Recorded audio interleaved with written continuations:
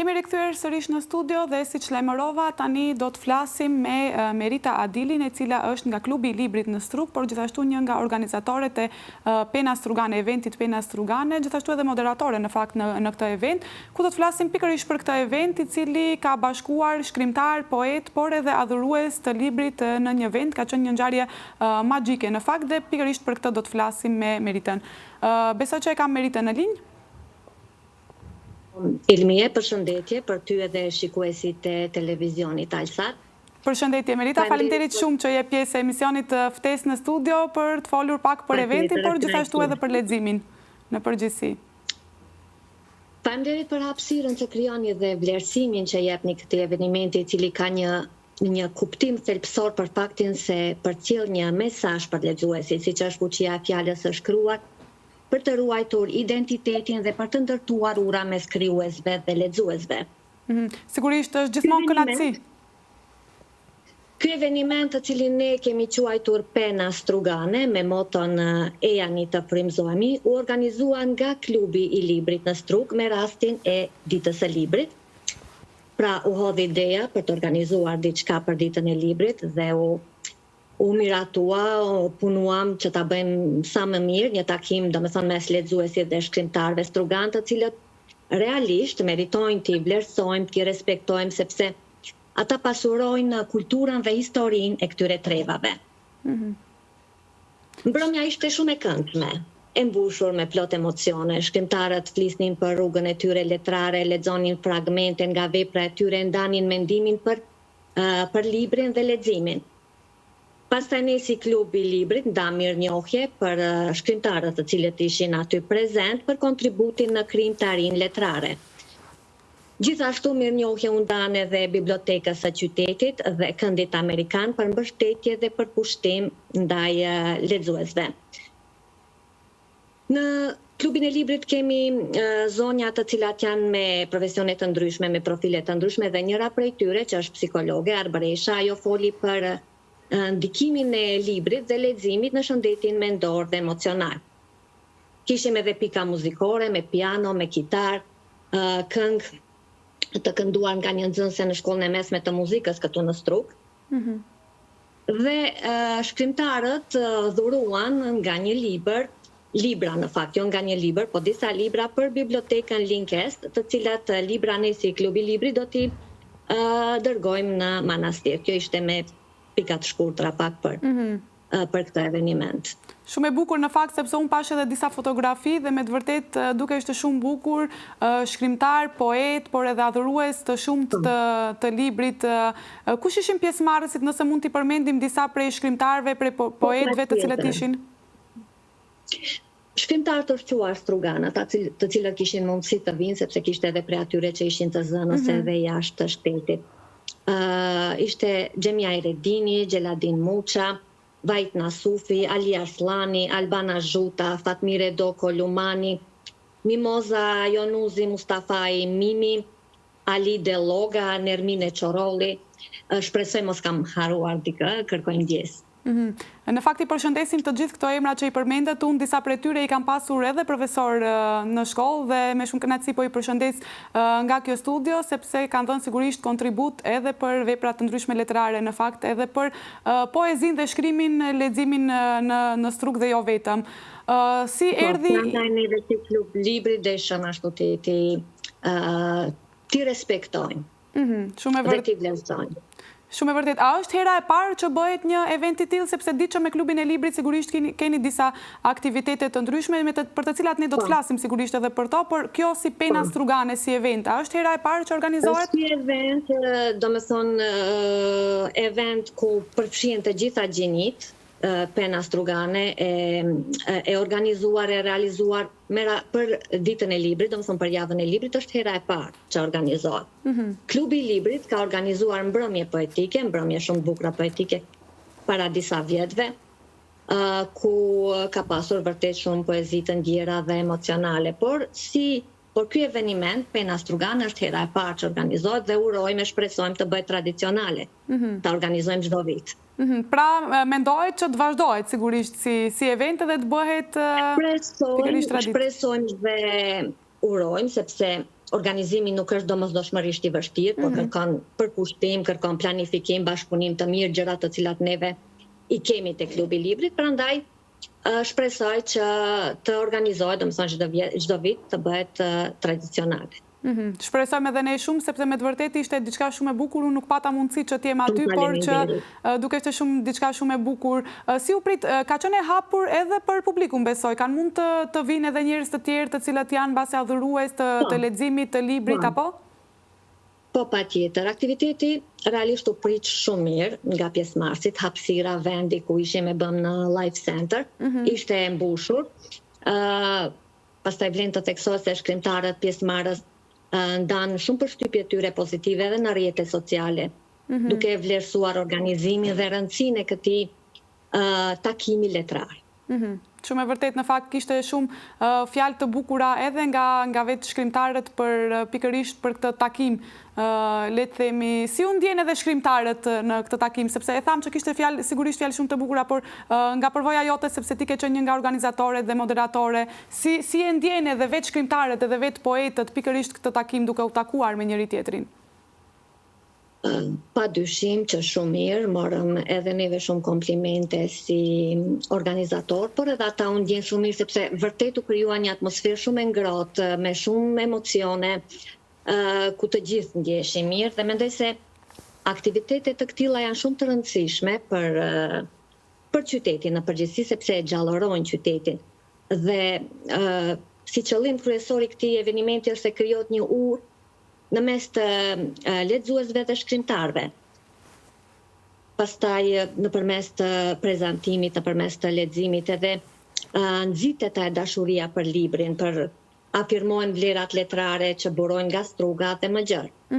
Shumë e vërtet në fakt, pikërisht këtë desha të pyes sepse e përmende në fakt, po desha të pyes sa e rëndësishme është jo vetëm pena rrugane, por edhe aktivitetet të ngjashme të tilla ose sa mungojnë në fakt në përgjithësi aktivitetet të tilla në rrugë dhe duhet të shtohen aktivitetet të tilla për të nxitur leximin, për të nxitur dashurinë ndaj librit, por gjithashtu edhe poezinë, e në ndërkohë edhe muzikën, pse jo artin e përgjithësi.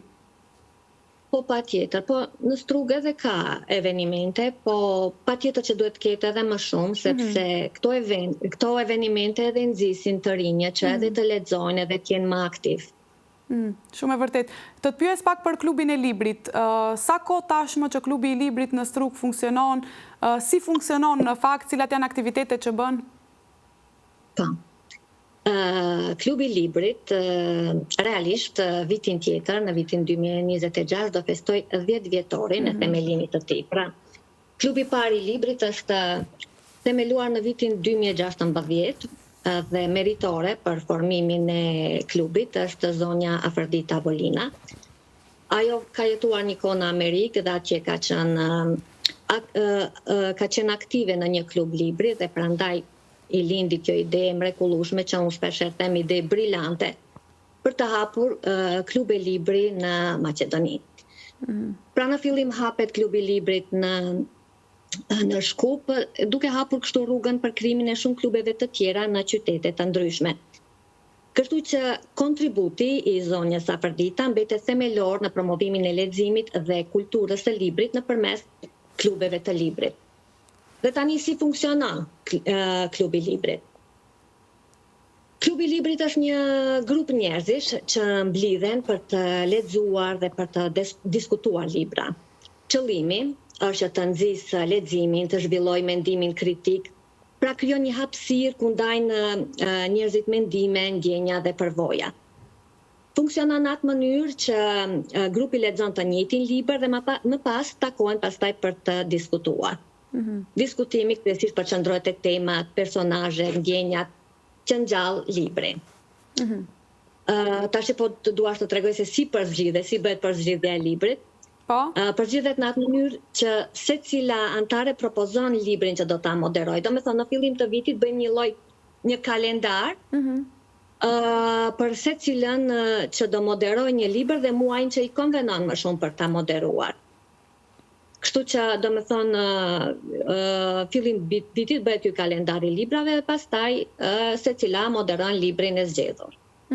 Në fakt është diçka shumë e bukur. A mund t'i bashkohet, besoj, çdo kush klubit të librit, sepse di që ka nga profesione të ndryshme pjesëtarë të klubit të librit. Besoj që kush ka hapësirë mund t'i bashkohet. Patjetër, dera është gjithmonë e hapur për lexuesit, ata që duan leximin, që duan diskutimet e thella dhe shoqërinë e bukur janë më se të mirëpritur të bashkohen. Dhe Ilmia, neve, domethënë si klub libri, përpiqemi gjithmonë të sjellim risi, që të shmangim monotoni, duke organizuar aktivitete të ndryshme dhe kreative. Për shembull, e përmenda që kemi organizuar para 3 vjetësh mbrëmje poetike ku lexuam poezi të bukura prekse. Dimrin e kaluar kishim një libër, ishte Gatsby Map, dhe organizuam një parti ku veshëm si në vitet 1920, kënduam karaoke, domethënë u krijuan një atmosferë shumë e bukur. Verën e kaluar u mblodhëm rreth një zjarri në një plazh, në një baret e bukura, në Coral Beach Bar, ku rreth një zjarri diskutuam për librin, pastaj me kitar kënduam edhe këngë të lehta. Domethënë, përpiqemi që takimet e klubit të jenë gjithmonë të këndshme dhe tërheqëse. Atraktive. Në fakt, po, shumë gjëra të bukura dhe kjo i bën sigurisht edhe mbas edhe të rinjt për të ardhur. Dhe këtë pikërisht dua të pyes, sa janë të interesuar të rinjt edhe për të lexuar edhe për të përfshirë në klubet e librave, sa janë të përfshirë në përgjithësinë e leximit? Po tani, nëse flasim se a lexojnë njerëzit, unë mendoj se njerëzit lexojnë, por ka ndryshuar forma e leximit. Për shembull, lexojnë lajme, lexojnë postime në rrjetet sociale, artikuj e tjerë. Por ka edhe të tillë që kanë ruajtur dashurinë për librin, sepse realisht libri nuk mund ta zëvendësojë teknologjia. Rrjetet sociale na bombardojnë me informacione të shpejta, sipërfaqësore dhe të vazhdueshme, dhe në kokën tonë krijohet një kaos dhe humbasin në rrjedhën e harresës, kurse libri të fton të mendosh, të reflektosh dhe ta kujtosh. Mendoj se të rinjët sot jetojnë në një botë ku gjithçka është e shpejtë, informacione të menjëhershme, imazhe që kalojnë në sekonda. Por është mirë të kuptojnë se libri është diçka tjetër, është një udhërrëfyes drejt vetë kuptimit dhe formimit të karakterit. Është shumë e rëndësishme që libra të cilat të gjejnë, domethënë libra që ju përshtaten, sepse aty fillon edhe dashuria për leximin.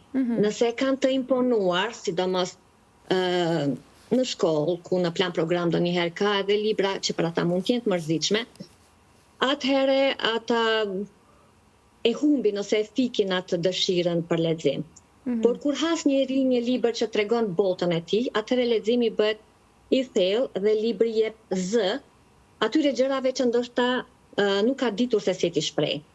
Prandaj është e nevojshme që të rinjt të afrojnë librave të ndryshme, librave që sfidojnë mendimin, libra që flasin për ta, që frymëzojnë dhe që janë të rëndësishme, domethënë që është e rëndësishme që t'u japim mundësi zgjedhjeje.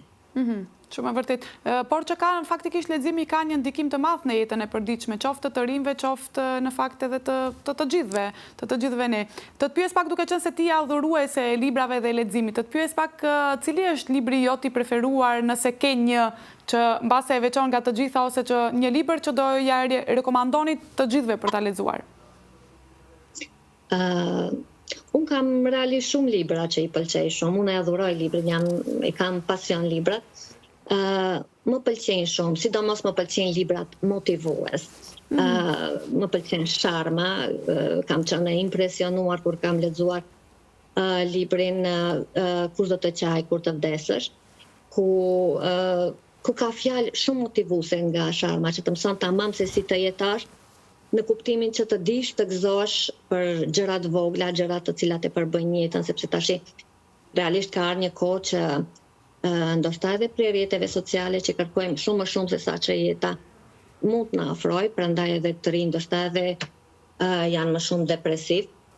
Librat motivues për mua janë shumë të bukura. Pastaj në kohën e fundit kam lexuar edhe këto serinë e sagave 7 motra që janë edhe zbavitse, po edhe që të duket sikur ke vizituar shumë vende. Faktikisht leximi është një dritare drejt botëve të tjera, është një akt që na lejon të udhtojmë pa lëvizur. të përjetojmë emocione, të mësojmë nga përvojat e tjetrit dhe të pasurojmë shpirtin tonë. Gjithashtu është edhe një mënyrë relaksi, një ratisje nga përditshmëria dhe një formë qetësimi. Do kisha thënë tamam, që mos duket si klishe, por vërtet leximi është një ushqim për mendjen dhe për zemrën. Cili do të ishte një mesazh, duke qenë se jemi nga fundi shumë shkurt, cili do të ishte një mesazh për të gjithë të rinj të cilët mbase ende nuk kanë bërë një lidhje të fortë me librin apo me leximin në përgjithësi? Unë, Ilmia, do doja të flas pak, të them edhe diçka për klubin e librit, domethënë për atë që mendojmë neve për të ardhmen. Kemi një ide, në fakt është ideja e zonjës Afërdita, për të bërë një eveniment verës ku do mblidhen të gjitha klubet e librit bashk dhe mendojmë të bëjmë domethënë diçka të bukur. Neve si klubi i librit do jemi një koçire dhe me shumë kënaqësi do të ftoja edhe juve të vini, mendojmë verës tjetë, të gjitha klubet bashk, si të Maqedonisë, ashtu edhe ajo besoj e Gjermanisë, e Turqisë, kështu që mendoj se do kënaqemi gjithë, do jetë një mbrëmje me shumë nivel. Po pra do të ketë ndonjë aktivitet, kështu që shpresoj edhe unë që do t'jemi sigurisht, do t'jemi prapë në biseda edhe për emisionet të tjera në fakt të radhës. Merita, faleminderit shumë që ishe pjesë emisionit Ftesë në studio, që ndave pak nga ky event. Ishte kënaqësi e veçantë. Faleminderit shumë. Faleminderit.